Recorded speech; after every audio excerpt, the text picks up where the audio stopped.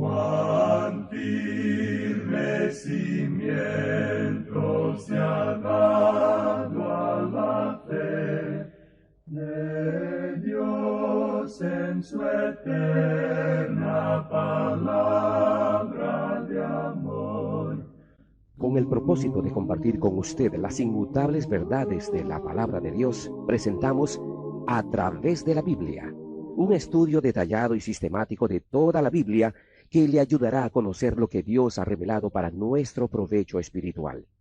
Estos estudios bíblicos fueron diseñados y elaborados por el Dr. J. Vernon McGee, versado maestro de la Biblia, quien dedicó la mayor parte de su vida a la enseñanza clara y sencilla de la palabra de Dios. Acompáñenos, pues, mientras avanzamos en nuestro recorrido a través de la Biblia. Cuán firme cimiento la palabra de Dios. Es un gozo estar nuevamente con usted, amigo oyente, para traerle otro estudio de la serie A Través de la Biblia. Continuamos hoy, amigo oyente, nuestro estudio del capítulo 14 del Evangelio según San Lucas. Y en nuestro programa anterior comenzamos a considerar la parábola de la Gran Cena, y dijimos que en medio de la tensión que ya había en la cena a la cual el Señor Jesús había sido invitado, uno de los fariseos que estaba a la mesa había levantado la voz y había dicho: «Bienaventurado el que coma pan en el reino de Dios», de acuerdo con lo que encontramos en el versículo 15. Ahora, sin duda, este hombre tenía la costumbre de expresarse con palabras altisonantes y piadosas. Y en aquel momento delicado de silencio, cuando todo estaba tan tirante, él habló diciendo: «Bienaventurado el que coma pan en el reino de Dios». Ahora dijimos que el Señor Jesús le había contestado precisamente con la parábola de la Gran Cena. Ahora, la parábola de la Gran Cena tendría interés especial para todos los convidados a la cena en la cual estaba el Señor participando, porque se relacionaba con una ocasión similar a esta. Era costumbre en aquellos días de enviar invitaciones a tales cenas con mucha anticipación. Pero al llegar el día de la cena, era también costumbre enviar otra invitación personal. Ahora dijimos que Dios ya ha puesto en circulación una invitación a toda la humanidad. Pero, ¿qué hará el hombre con esa invitación? La invitación de Dios es para recibir la salvación. Este banquete de Dios es solo por invitación. Y usted, amigo oyente, no puede comprar una invitación a la fiesta. Usted solo puede venir a esa cena por medio de la gracia de Dios, como lo dice el apóstol Pablo escribiendo a los Efesios capítulo 2, versículos 8 y 9. Porque por gracia sois salvos por medio de la fe, y esto no de vosotros, pues es don de Dios, no por obras, para que nadie se gloríe. La condición para poder asistir al banquete es aceptar el don de Dios. Lo único que excluirá del cielo a cualquier ser humano es su negativa de aceptar la invitación. Ahora, esta invitación dice: «Venid, que ya todo está preparado». Con esta parábola, el Señor Jesús le dice al fariseo que había hablado: «Tú dices, bienaventurado el que coma pan en el reino de Dios». Pero lo que dices no son más que tonterías habladas en lenguaje que suena piadoso. Veamos, pues, lo que hacen los hombres con la invitación de Dios. Y vamos a leer una vez más el versículo 18 con el cual concluimos nuestra audición anterior. Dice el versículo 18 de San Lucas, capítulo 14, «Y todos a una comenzaron a excusarse. El primero dijo: He comprado una hacienda y necesito ir a verla. Te ruego que me excuses». Esto no era en realidad una razón válida para no asistir, sino más bien un pretexto de una persona que no quería asistir. Ninguno de los convidados se atrevió a decir la verdad, que no quería ir ni iría a la cena. Se cuenta que en cierta ocasión una maestra había preguntado a uno de sus alumnos que había estado ausente de la clase si había traído una excusa escrita firmada por sus padres por haber faltado. El niño contestó que no. Entonces, la maestra le pidió que trajera una excusa al día siguiente. La nota que trajo presentó una de las mejores excusas que haya oído. Decía así: «La nieve tenía un espesor de 44 centímetros y las piernas de Guillermito solamente tienen 42 centímetros de largo. y por eso no pudo salir a la escuela.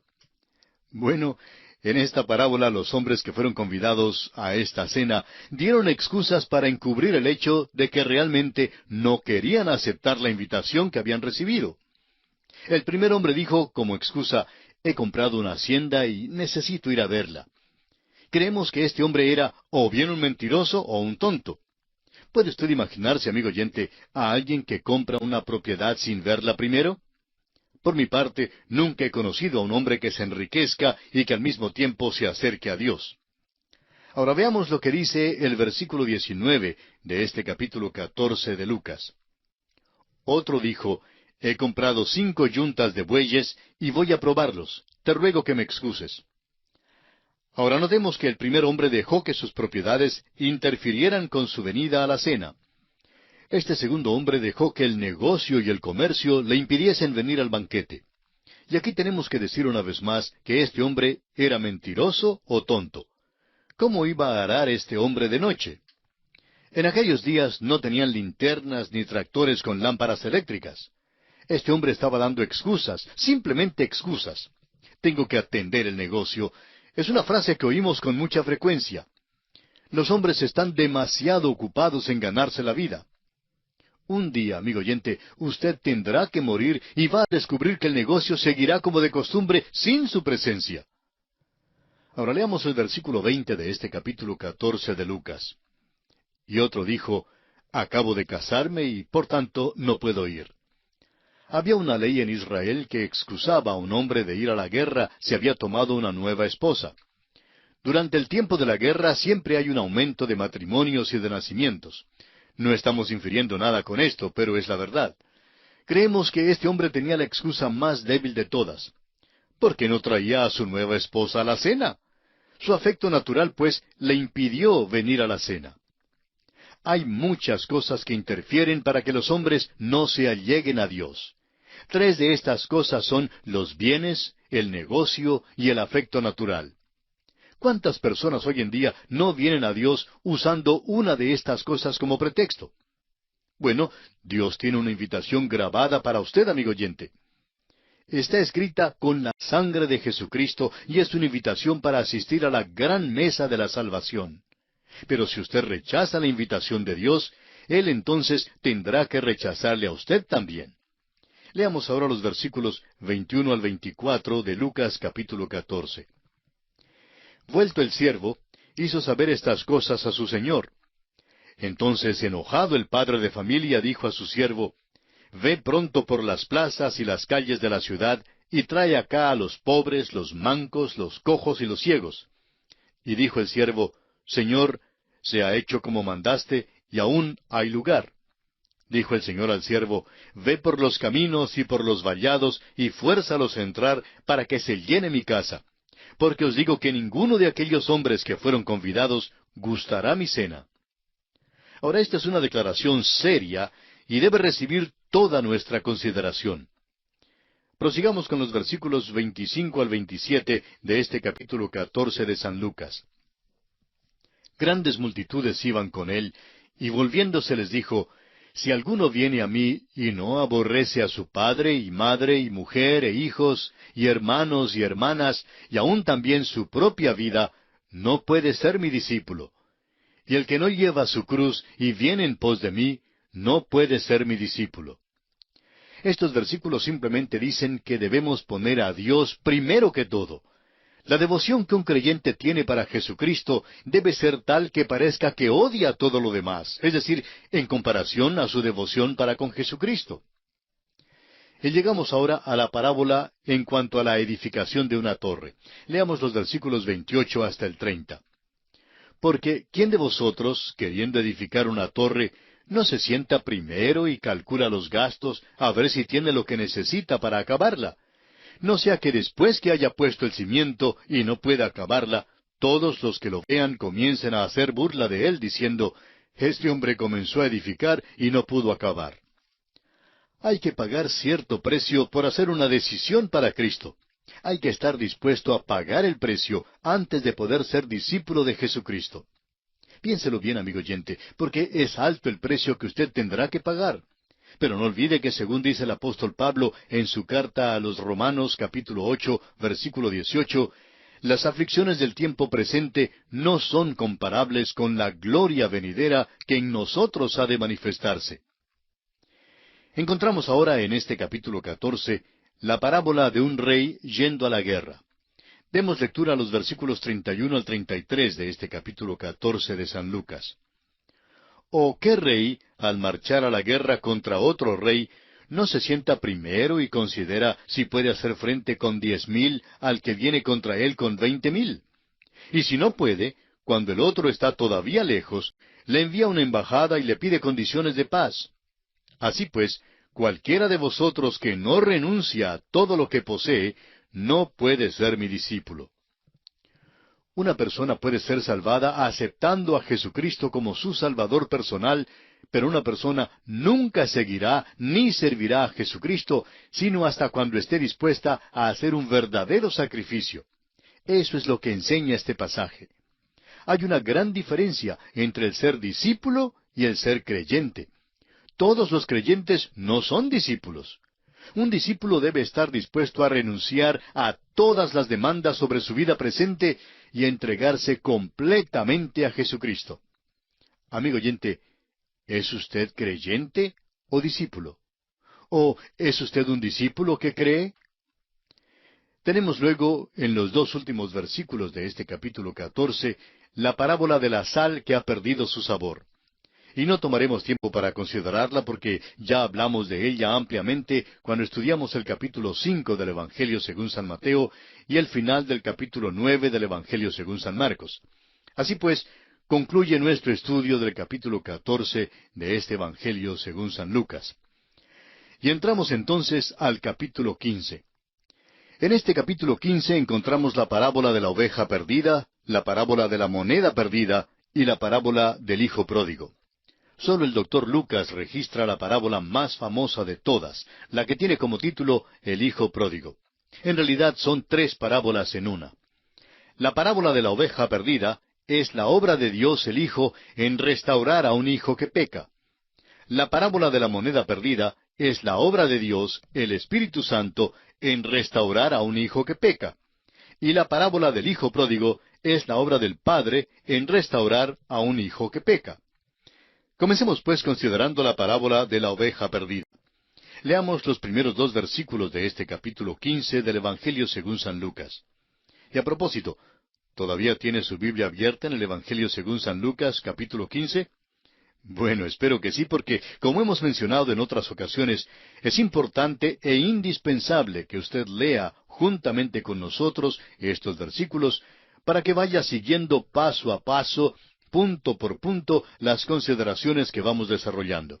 Así es que vamos a leer estos dos primeros versículos de este capítulo 15 de Lucas. Se acercaban a Jesús todos los publicanos y pecadores para oírle, y los fariseos y los escribas murmuraban diciendo, Este a los pecadores recibe, y con ellos come. Los publicanos y pecadores vinieron para escuchar lo que el Señor Jesús tenía que decir. Y aún hoy en día quieren escuchar a Jesús. Pero a veces los miembros de las iglesias les impiden o les estorban.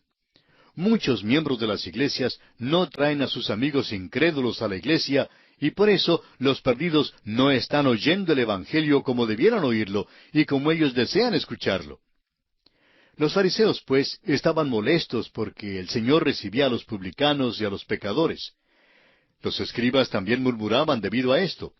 Pero veremos que el Señor tenía algo que decirles a todos y por esto contó estas tres parábolas en una. Así pues, vamos a considerar este tríptico. Un tríptico, entre otras cosas, es un marco que contiene tres cuadros que se relacionan entre sí. Así pues, estas tres parábolas forman un tríptico que ilustra una sola verdad espiritual. Continuemos leyendo los versículos 3 al 7 de este capítulo 15 del Evangelio según San Lucas.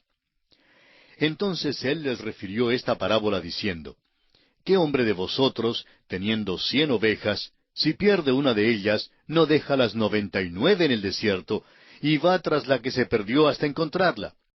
Y cuando la encuentra, la pone sobre sus hombros gozoso, Y al llegar a casa, reúne a sus amigos y vecinos diciéndoles, gozaos conmigo, porque he encontrado mi oveja que se había perdido. Os digo que así habrá más gozo en el cielo por un pecador que se arrepiente que por 99 justos que no necesitan de arrepentimiento. El pastor en esta parábola es el gran pastor, el Señor Jesucristo. Nosotros somos las ovejas. Este pastor tenía 100 ovejas, pero una se perdió. Francamente, este sería un porcentaje bastante bueno de comenzar con 100 y terminar con 99. Pero este pastor no se conformó con tener solamente 99. Así que, cuando una oveja se perdió, él salió a buscarla. Y por fin la encontró, la puso sobre sus hombros y la llevó de nuevo al redil. Nuestro pastor, el Señor Jesucristo, es tierno y compasivo y poderoso para salvar perpetuamente. En cuanto a esta parábola, creemos que sería interesante notar que el sumo sacerdote de los hijos de Israel llevaba vestimentas que eran abrochadas con una piedra en cada hombro. Y en cada una de estas piedras estaban escritos los nombres de las 12 tribus de Israel, o sea, que había 6 tribus en una piedra y 6 en la otra. Así podríamos decir casi literalmente que el sumo sacerdote llevaba a los hijos de Israel en sus hombros. De igual manera, nuestro gran sumo sacerdote nos lleva a nosotros sobre sus hombros y por eso nunca nos perderemos. Cuando el buen pastor empieza con 100 ovejas, siempre tendrá 100 ovejas. Vemos entonces que esta parábola es un cuadro del Señor Jesucristo buscando y socorriendo a los que son de Él. Pasamos ahora al segundo cuadro en este tríptico que estamos considerando. Se trata de la parábola de la moneda perdida y se encuentra en los versículos siguientes, o sea, en los versículos 8 al 10 de este capítulo 15 de San Lucas. Vamos a leerlos. ¿O qué mujer que tiene 10 dracmas, si pierde una dracma, no enciende la lámpara y barre la casa y busca con diligencia hasta encontrarla? Y cuando la encuentra, reúne a sus amigas y vecinas diciendo, gozaos conmigo, porque he encontrado la dracma que había perdido. Así os digo que hay gozo delante de los ángeles de Dios por un pecador que se arrepiente. Esta parábola es un cuadro del Espíritu Santo, cuyo ministerio es el de guardar a cada uno de los que pertenecen al novio. Cada uno de nosotros es precioso ante Él, y así como un buen administrador rinde una buena cuenta de cada moneda, así también el Espíritu Santo velará por la seguridad de cada uno de los que Él ha sellado. En cuanto a esto, nos dice el apóstol Pablo en su carta a los Efesios, capítulo 4, en la segunda parte del versículo 30, con el cual, es decir, con el Espíritu Santo, fuisteis sellados para el día de la redención. Nos toca ahora la parábola del Hijo Pródigo, el tercero y el cuadro más conocido del tríptico que estamos considerando. Esta parábola aparece solo aquí en el Evangelio según San Lucas y se extiende entre los versículos 11 al 32 del capítulo 15. Leamos primeramente el versículo 11. También dijo, un hombre tenía 2 hijos. Ahora notemos que este hombre mencionado en este versículo representa a Dios el Padre. En realidad esta no es una parábola de un solo hijo pródigo, sino que se trata más bien de una parábola acerca de un padre muy bueno con 2 hijos pródigos. Este padre no obligó a sus muchachos a hacer nada contra la voluntad de ellos. Era especialmente indulgente con uno de estos hijos. Continuemos leyendo los versículos 12 y 13 de este capítulo 15 de Lucas. Y el menor de ellos dijo a su padre, Padre, dame la parte de los bienes que me corresponde. Y les repartió los bienes. No muchos días después, juntándolo todo el hijo menor, se fue lejos a una provincia apartada, y allí desperdició sus bienes, viviendo perdidamente. El padre hizo tal como lo pidió el hijo, y le dio su parte de los bienes. Poco tiempo después, el hijo decidió tomar su dinero y marcharse de la casa. El padre, por su parte, no obligó al muchacho a quedarse en casa contra su voluntad. Amigo oyente, a usted le es posible alejarse de Dios si esto es lo que usted quiere. Eso es cosa suya. Dios le ha dado libre albedrío al joven rico. Él vino al Señor Jesucristo, habló con Él, pero se fue. Las Escrituras nos dicen que el Señor le amó, aunque aquel joven rico no le siguió. De seguro que hay muchísimos hoy en día que dirían, Vamos a cantar 15 estrofas más de este himno para ver a este muchacho pasar adelante. Pero amigo oyente, no creemos que el Señor obra de esta manera. Si es su deseo, usted bien puede alejarse de Dios. El padre no obligó a este hijo a que se quedara en casa. Este muchacho quería salir de la casa. Era culpable de lo que el doctor Streeter llama el pecado de propincuidad. Esto simplemente significa que el muchacho pensaba que las cosas a mano no eran tan buenas como las cosas distantes. O sea que su pueblo natal no le parecía tan bueno. En cambio, creía que los lugares lejanos podrían ser maravillosos. La tentación principal de todo pecado es su misterio. Y aquí vamos a detenernos por esta ocasión porque el tiempo se nos ha agotado. Continuaremos esta interesantísima consideración en nuestra próxima audición.